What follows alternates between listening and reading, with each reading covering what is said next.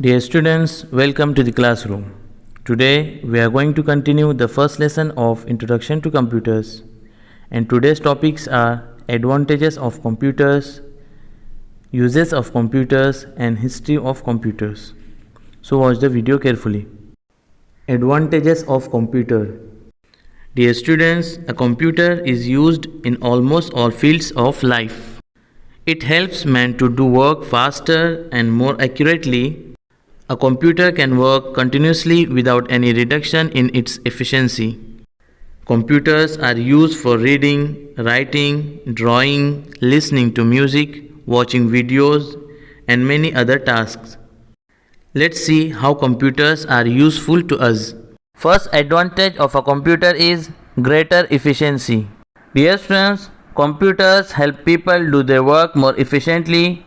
For example, in offices, computers are used to maintain accounts, keep records, etc. All the work is done accurately in a short time. The second advantage of a computer is better services. Dear students, with the use of computers at railway stations and airports, reservation of tickets has become easier. In banks, computers are used to keep accounts of depositors and provide them quick services. Use of computers in offices, hotels, hospitals and other places have reduced the workload and also given better services to people. The third advantage of a computer is education.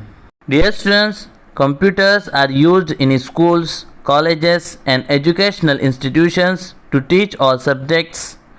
Learning with the help of computers is not only easy and quick but great fun too. Fourth advantage of a computer is entertainment. Dear students, computers are used to listen to music, watch videos and even play games. Computers are also used to compose music. Uses of computer. Dear students, as you already know, computers are used in almost all fields of life.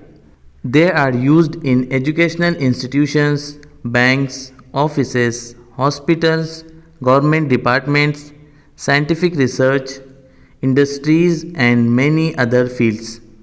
Let's see the uses of computers in various fields. Weather forecasting. Dear students, meteorologists use computers for weather forecasting. A large amount of weather information from all around the world is collected and stored in computers. Complex calculations for temperature, air pressure and humidity are done quickly and accurately with the help of computers. Desktop publishing. Dear students, computers are used for desktop publishing (DTP), designing and printing of letters, reports, books, magazines, newspapers and other documents is done with the help of DTP software. DTP makes it easy to format text by choosing different fonts, font styles and font sizes for headings, header, footer, etc.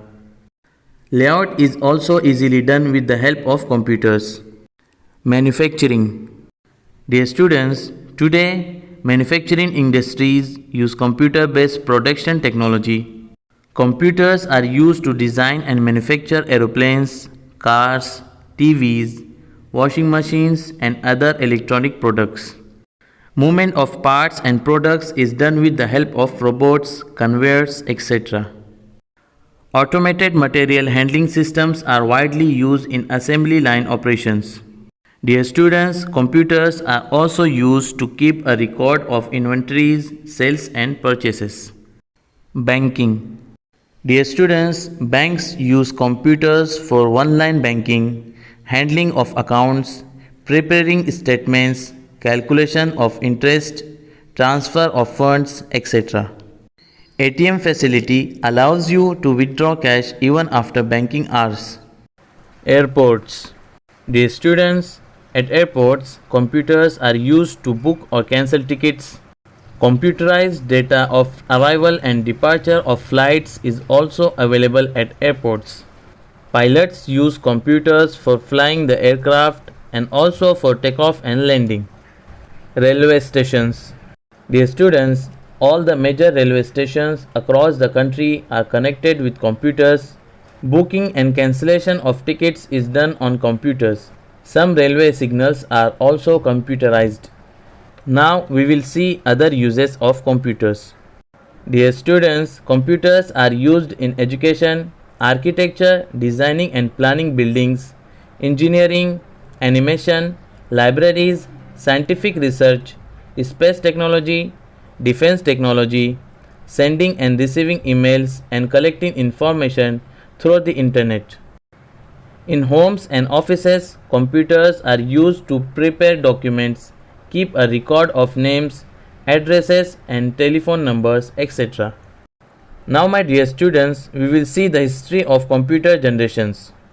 Based on the technology used in building a computer, computers are divided into several generations. Let's briefly learn about the different computer generations. First generation computers between 1940s and 1950s. Dear friends, around the year 1920, an electrical device called vacuum tube was invented. It brought about a tremendous increase in the speed of calculations. In 1945, J.P. Eckert and John Moseley, two American engineers, used vacuum tubes to build ENIAC, the first electronic calculating machine. Compute means to calculate. Since the ENIAC could only do calculations, it came to be known as computer. Many improvements were made in the computer since then. It began to be used not only for doing calculations but also for writing, listening to music, drawing, playing games and many other tasks. However, it is still called computer. The ENIAC was so large that it would occupy a big hall. It had around 18,000 vacuum tubes and consumed a large amount of electricity. Nevertheless, it had a fantastic speed of doing calculations. It used to perform 5,000 additions in 1 second and 500 two-digit multiplications in 1 second. The ENIAC is called the granddaddy of the present computers. Computers like ENIAC, which use vacuum tubes, are called the first generation computers. Though these computers were very large, they were not as efficient as the small palm-top computers available today. Second generation computers between 1955 and 1960. Dear students, in 1948, William Shockley invented the transistors, which replaced vacuum tubes in a computer. A transistor was 200 times smaller than a vacuum tube and it consumed less electricity. The first transistor computer was created in 1953. The processing speed of the second generation computers was greater than the first generation computers. Third generation computers, 1960s. Dear students, in 1958, Jack Kilby invented the chip. He fixed many transistors and other electronic components on a single chip called Integrated Circuit (IC). Today, thousands of transistors and other electronic components are fixed on a small chip. The third generation computers were much cheaper, smaller in size, and their processing speed was quite high. Fourth generation computers, 1971 till present.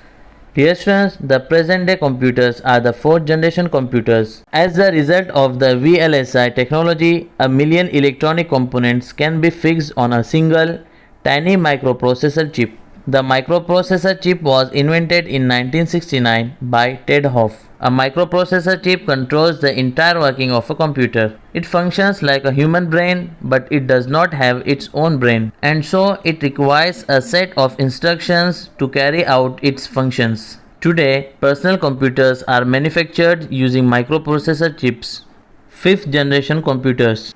Dear students, today efforts are on the make a computer that is based on knowledge-based procedure and artificial intelligence, which will help a computer read what we write, speak and modify the programs according to the requirements.